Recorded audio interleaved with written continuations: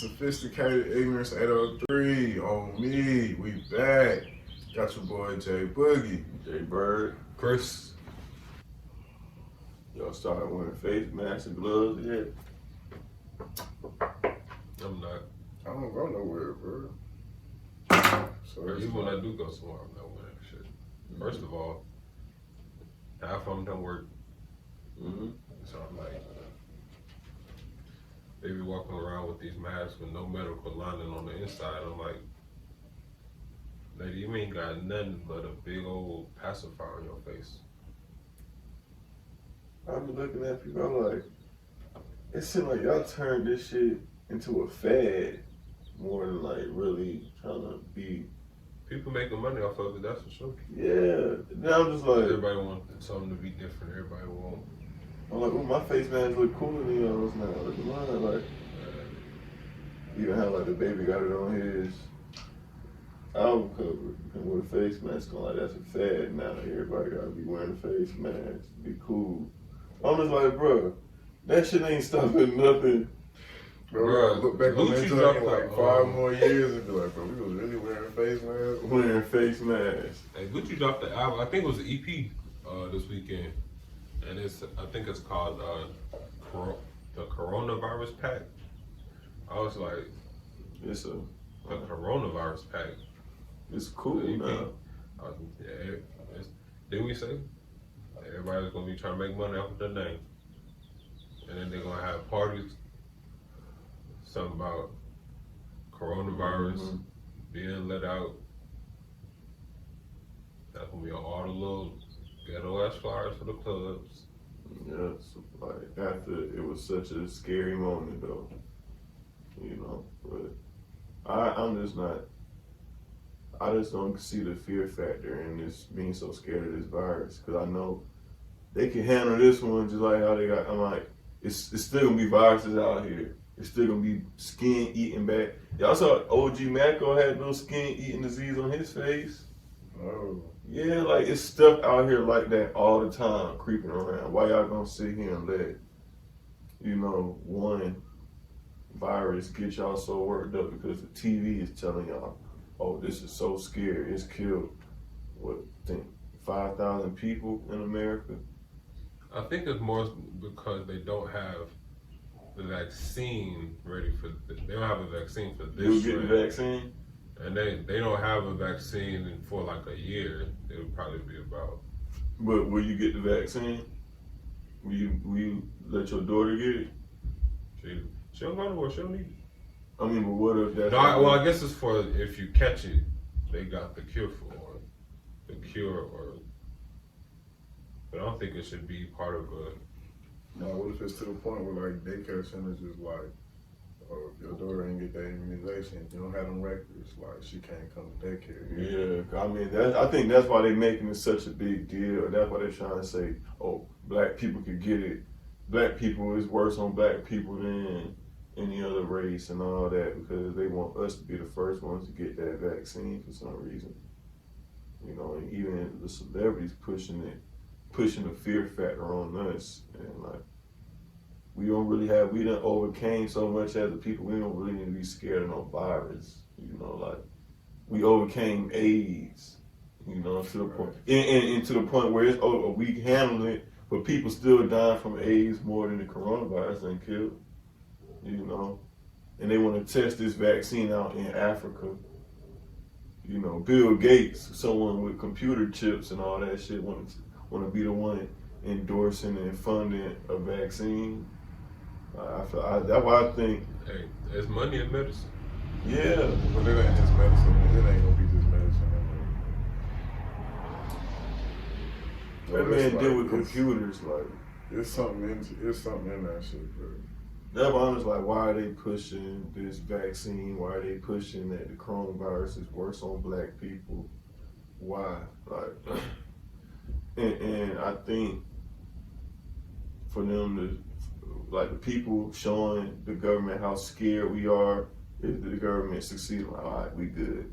They're gonna go through with the vaccine now. I just can't. Like, I can't go in the store and wear gloves. Like, I can't sit here like this shit. If it's like everywhere, like how y'all saying it, ain't no gloves or no face mask gonna protect you. They say don't be in no groups larger than 10. It's 9 people in my family, my immediate family. 5 sisters, 2 brothers. 5 sisters, me and my brother, my mom and my dad. They got boyfriends, I got a girlfriend, like. So it's automatically gonna be more than 10 people. Yeah. And we all go to work. We all still go out in public and all still come here. And we still don't, it's not no crazy thing like, oh, someone at my job got to. It's really like just what's in your mind. What's in your mind will be your reality. You know, so my grandma caught it. And she was the only one. But she made it out. She didn't. She's fine. Yeah. But she was the only one in my family that was probably quarantined. Well, her and my cousin were, because they were together. Yeah. And the lady, somebody at work caught it, but that was the last thing we heard. Mm-hmm. Ain't nobody had nothing. They sent whoever caught it home for 30 days.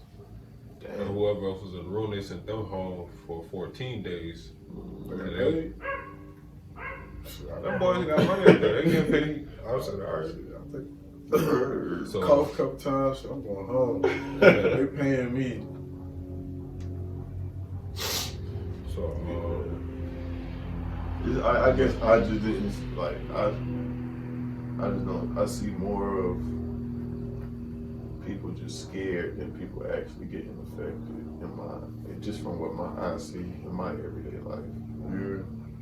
Even but my grandma, she ain't taking no chances. She talking to us through the screen though. I feel like that's a good thing though. Yeah, I mean, for the elderly, and now it's different age, but it's worse for the elderly and the babies. So, because like we gonna all we gotta do is quote unquote take some vitamin C and we straight. But for those who aren't in their prime, or have immune system issues, yeah, those are the ones who's getting. They scan us for our temperature. Mm-hmm. We go to work every day, and I check mine at the house. So I say, I ain't worried about it. Yeah. I think it's a real thing. Yeah, I mean it's just like any like the common cold. Mm-hmm. It's just or not the cold, like pneumonia. It affects the cold. It'll turn into pneumonia and it'll do a little bit more damage than it does to other people. Mm-hmm. Yeah, but I say if people gonna walk around with face masks now, they might as well keep it up. You know, for all the other viruses out here leaking around, waiting to get inside of our bodies anyway. But China did their thing and they've been over it. Mm-hmm. And they said that they was telling us, they said these Chinese doctors have been taking vitamin C, and they was walking around the people with the virus. They was like, oh, it didn't affect them. So all they was taking was some vitamin C off. Mm-hmm. And so they started giving us 1,000 milligrams of vitamin C. They gave us a bottle and all, like almost 100 capsules, 1,000 milligram pills. You saw where some cities in China, they not allowing black people to stay there. Mm-hmm. Like, because they thinking the virus came from black people. Yep. Like, right, that shit was crazy. I said, and then I seen another video that the Chinese people thought that there was a large group of black people. It would be like gang activity and like a lot of murder and like kidnapping and like a lot of terrible shit going on. I was like, like they think we all got AIDS, and every time we have sex with a girl over there, the girl's gonna catch it, and when the girls have sex with them, they're gonna catch the AIDS too. But I was like, They look at all of us like that. Yeah, I was like, bro, what kind of shit is this? But y'all love Kobe though. Mm-hmm. He black. I guess they make exceptions. Solid image though. I guess for the average people. They only love us if we rappers or ball players. If we anything out of that element, oh no, you just a nigga. A dirty one.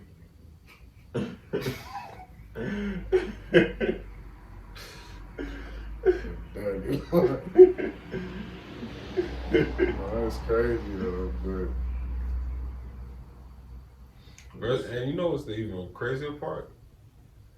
It's crazy that somebody or a separate culture on the continent, all the way on the other side of the world, has an opinion on black people who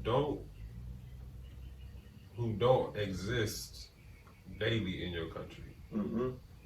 Your perception comes from TV.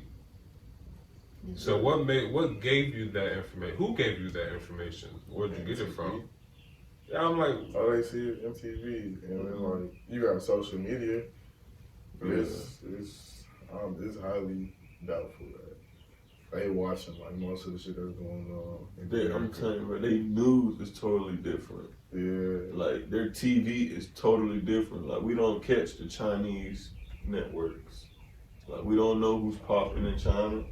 We don't know they viral. They got Instagram super like celebrities just like how we have them. You know, we don't know what's going on because we're just on, like I said, two sides of the world.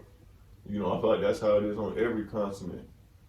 You know, we just don't really know everything what's going on. But we think the whole world is thinking like how America is thinking. Or like we're receiving the same information when our governments are telling each of us totally different things. You know? but you know what? I can say from traveling, them Chinese people are rude as fuck.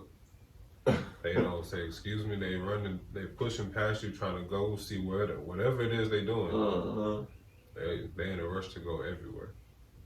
I can tell though. They come from damn. How many people in China? Like 4 billion.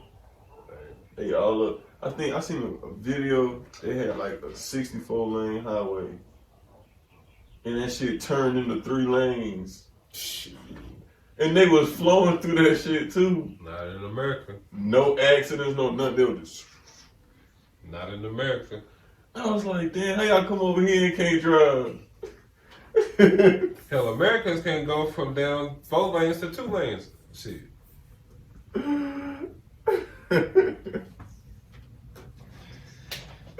Look at Atlanta. Mm-hmm. oh my god. He said, how y'all come over here and can't drive? 64. It's not complicated enough for y'all. Too much free room. Y'all just there get overwhelmed. I don't know. What? 64 lanes. 64 lanes. Bro, that shit looked insane. I couldn't even imagine Americans driving like that. For one, we too selfish. Bro. You gotta be real selfless to drive a 64 lane and cut that shit into 3 out of nowhere. Like, we too damn selfish. We trying to beat each other to the damn 3 lanes. On me. I got road 3 rage. cars just in 1 lane. Yeah. Don't 3 you don't cars wanna and let nobody crash. over in front of you. Ain't putting on no signal lights, no None of nothing. that. Don't even want to try to ask nobody. You Mm-hmm. fucking I'm gonna go for it. Like, bro, you could at least try to make eye contact. Like, bro, let me get over. Yeah. So. But niggas do not drive with their blinkers at all. Mm-hmm. And I be looking, I'm like, or they'll put their blinker on as they making a turn. I'm like, nigga, I know what the fuck you doing now. There's no need for you to put your blinker on When you already, as you turn in the corner. Like, I be hoping to make eye contact with them, so I just turn my head and look at them, hoping they look at me like, yeah, I saw you do that. Yeah, nigga, you ain't gonna fuck with me and not get nothing from me. You gonna get some eye contact. This how they be in the car. man, Man, you gotta stare some of these people down sometimes, bro. I be looking like, It's a long light, boy. God. like, yeah, I'm still staring at you because you Oh, I did said, some bro, dumb he's shit. still, hey, he's still looking.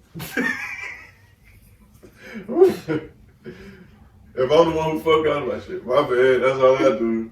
Shit, that's all I did, man. I remember one time I was in Florida on vacation and damn, this car had cut my mama off, and my mama got to the side of them, and they had a Jeep, so the car was like see through, and they were like saying sorry. I rolled my window down just to see my eyes, and I just rolled it back up. There's some white people too. I know they been scared, bro. I know they been scared. I just rolled down.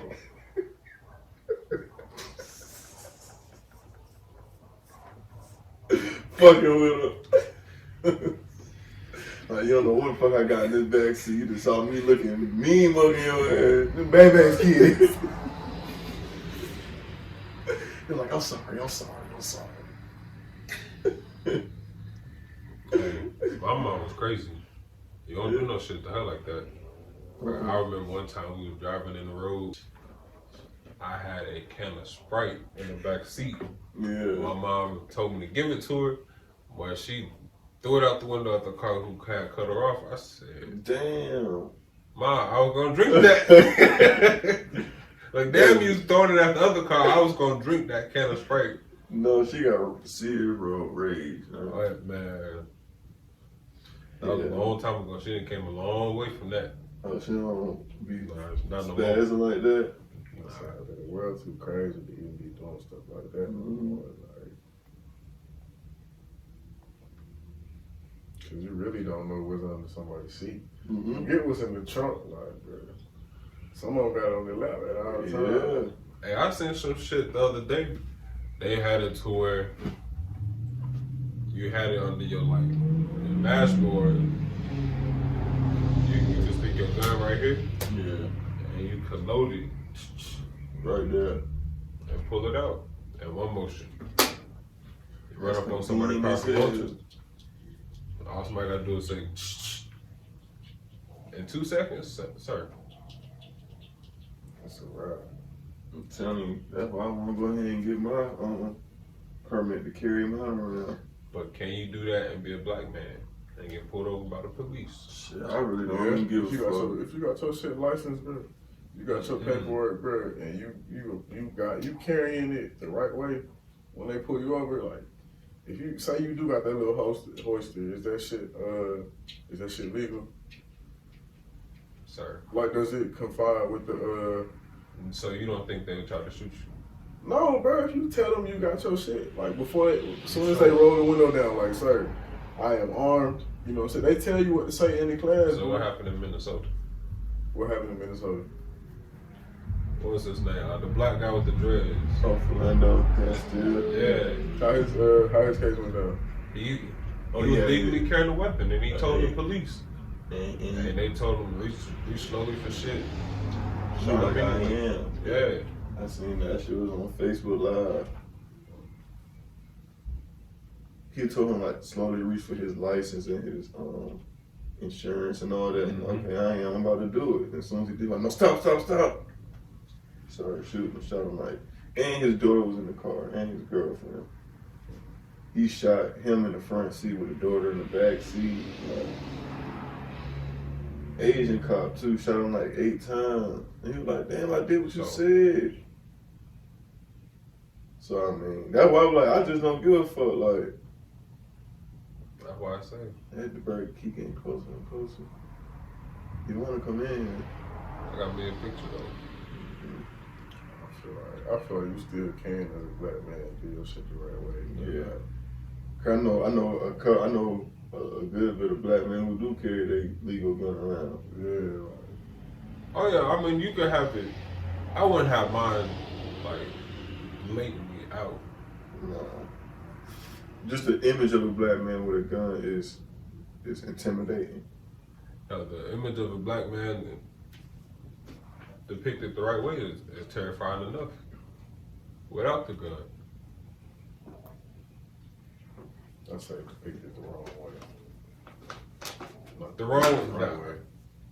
You right.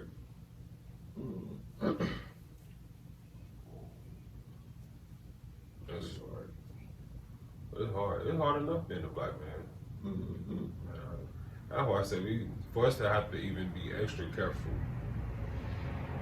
on how we carry a gun like everybody, like even just like the white man. Like it was videos, white men walking down the street in the open carry state. Mm-hmm. Nobody said nothing to them. Cop pulled up, they talked, and he went on about his day. Same video showed the black man do the same thing. They gave him hell and high water. Mm-hmm. So yeah, I mean that's just what we got to deal with. that's why I knew, like when I started having kids, I was like, I didn't want my first one to be a boy, cause I didn't want to have the talk Mm-hmm. of growing up being a black man in America. Cause man, you go up the street 20 minutes, Mm-hmm. they staring at you. Mm-hmm. Them boys out in Lexington, Irmo, you got, hey, you go down to Swansea. Same way. I mean, I feel like Hey, even right here in Columbia, them boys be. I feel like I want It's to. always been like that. I want to teach my son about that white dominance, like how we're less than anybody. I'm constantly taught to him like you a king, you great. Through any type of adversity thrown at you, don't even worry about it. You know, just like how like in Kanye West in one of his freestyles, he was like, parents are the strippers, strip kids of their confidence, like about teaching about white dominance. You know, if like if you tell the kid like, oh, you're not as good as them because they're white and you black, the kid will never think they're great because they can never be white. You know, but you constantly tell your kid like, you're greatness, you can do whatever you want to do. And they can probably follow things they was wanting to do when they was children. Like I be saying like, I wanted to be an astronaut and president and all this when I was in like first grade and shit. Yeah. But with time, like with the talks about being black, I know threw away those types of dreams and went more, well, I want to play in the NFL, you know? Until now, reality really hit me to where now I'm just trying to make sure I get a job that's paying me good enough so I can maintain myself, you know? But some other privileged kids are able to hold on to those dreams that they had since they was like, you know, first grade, second grade, because their parents don't have to have that talk with them to tell them that you're not as good as them because of your skin color. You know, I just want to kind of. I don't think. Well, I know for me, I wouldn't phrase my conversations that way. Yeah. It would be more from the standpoint of like you have to be extra cautious, and I mean and that's in anything in life, especially if like you're going somewhere for the first time. Yeah. Or being, because people are automatically going to look at us a certain kind of way just because of. I mean, I wouldn't present that with her until she is exposed to it. Yeah. So she come to you asking about Right. it. Okay. That's because I mean, there's no point in me, you know, discussing something with you that you haven't. Mm-hmm. And then, because when you present it to her, when you present it to him, then they'll go looking for it. Mm-hmm. Exactly. And I don't want her to be like, oh, I'm lesser than, or you know how they paint it out to be. Oh, only the white girls with the blonde hair are beautiful on TV. Mm-hmm. And she's like, oh, why isn't it? Or even the crazy rich black kids. Right. You know. And also, if There's when she even comes to me, separation with us. I would present it as a very positive way. You know, like you said, you're beautiful. You're gonna be a queen regardless of whatever in life it is. Mm-hmm. Be the best at it. Be the best you at it. Yeah. And if you're gonna do something, give it 100%. Mm-hmm. And if that's the best for you, it don't matter if the white man, white girl, black man, do something. Mm-hmm. But as long as you did your best, and that's where when you try to measure yourself up with somebody else, then that's when you feel like you've fallen short at. Mm-hmm. Yeah. So as long as I'm gonna tell you, as long as you compete within yourself to be better, if you know you can do better, get better. Mm-hmm. It ain't really But competition with yourself. It's just growth. So nobody can ever be better than you because you're not in competition with nobody. You're in competition with yourself. Mm-hmm. And if somebody gets jealous with you because of that, that's their problem. That's not your problem. Mm-hmm. You say, well, I'm not in competition with you. I'm just out here trying to be in the world to try to get my portion of it. Like, Mm-hmm. I want my 40 acres and a mule, and you entitled to yours too. But you're going to have to work for that. I'm not going to be able to provide you with no hand and foot. I'm going to teach you and raise you the right way, Mm-hmm. but I'm not going to do it for you. I can't do it for you. So,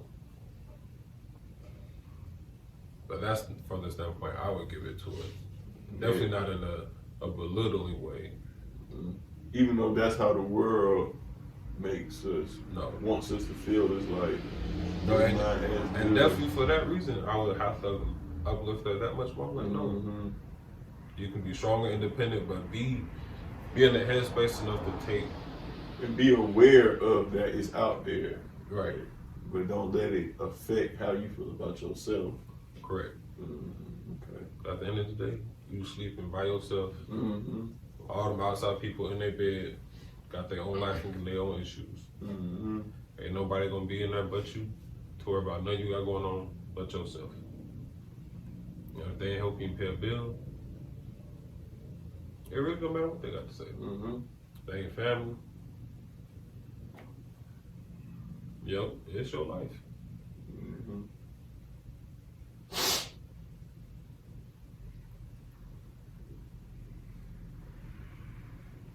I think society definitely has done enough of the painting us in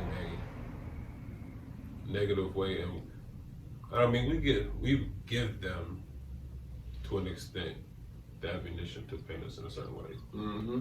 We definitely. And do. so they take it to the nth degree and think everybody's the same. Mm-hmm.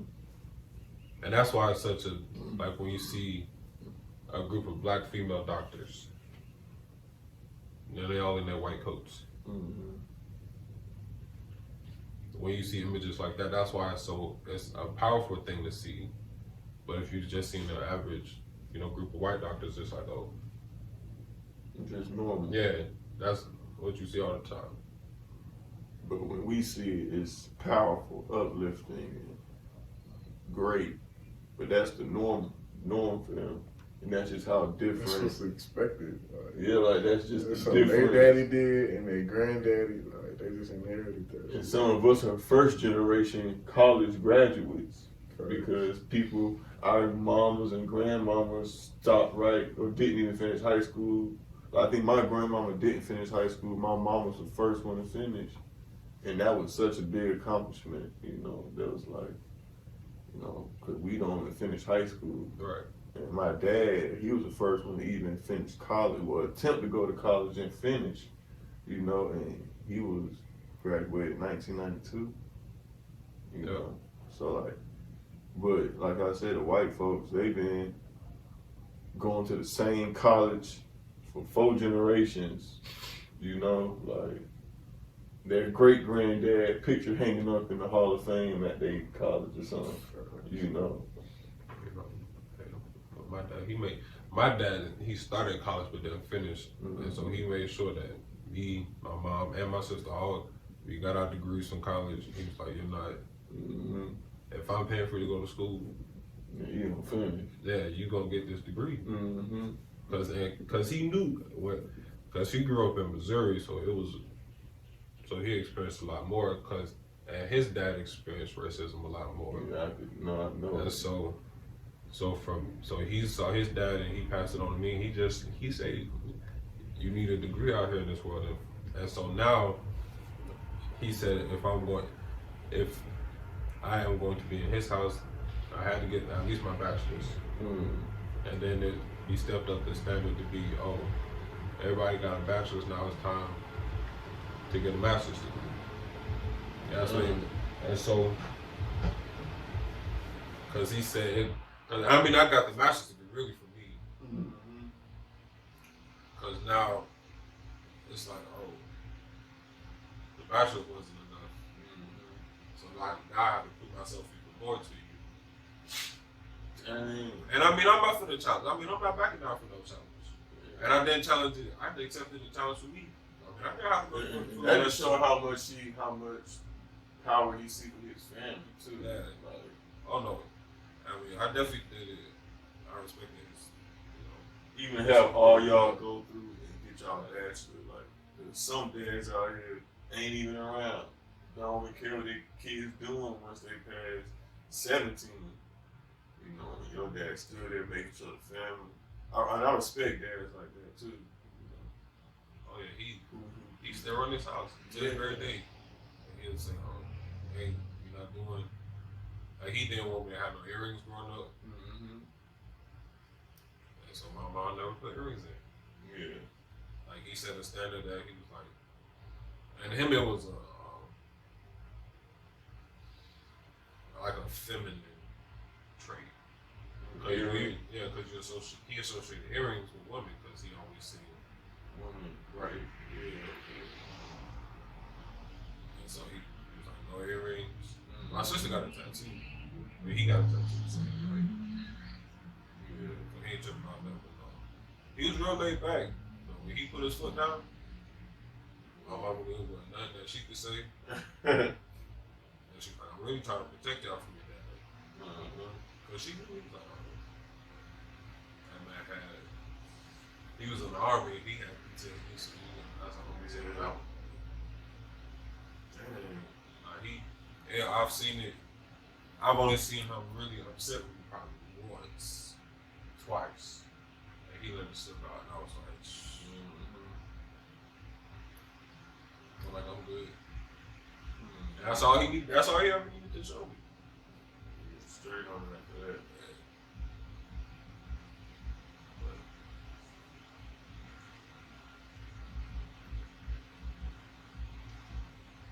that's just. I plan on doing the same way.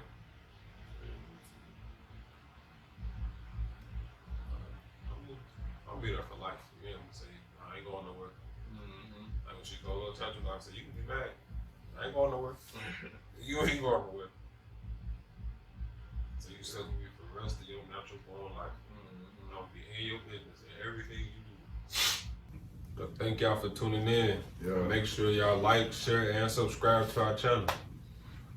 Thank you. Do that. It's your boy Jay Boogie. Jay Bird. Chris.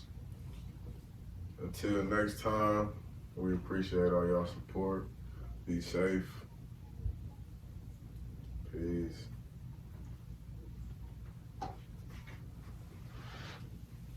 We out of there.